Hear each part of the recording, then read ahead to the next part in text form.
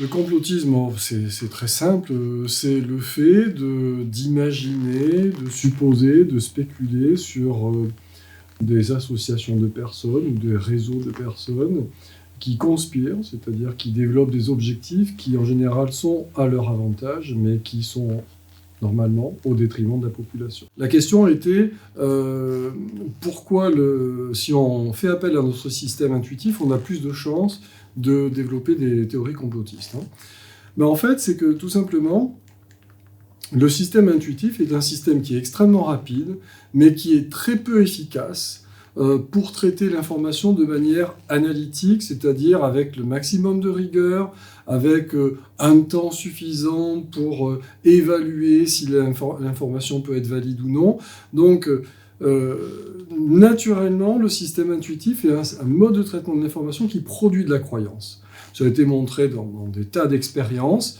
Quand quelqu'un a tendance à fonctionner de manière intuitive, ou quand on booste le système intuitif de quelqu'un, on s'aperçoit qu'il a plus tendance à développer des croyances que j'ai appelées infondées, et la croyance complotiste est une croyance infondée parmi d'autres.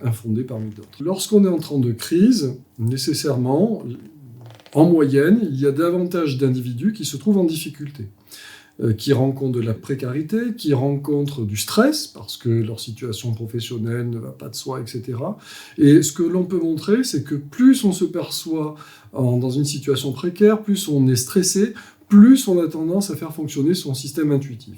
Et donc plus on a tendance à produire des croyances complotistes. Pour moi, je considère qu'un objectif de toute éducation, le système éducatif, c'est de permettre aux gens de renforcer leur système analytique qui peut juguler, on va dire, le caractère très spontané, très naturel du système intuitif. L'esprit critique, c'est quelque chose que théoriquement, on devrait développer à l'école. En dehors de l'école, c'est très difficile de dire ce qu'il faudrait faire.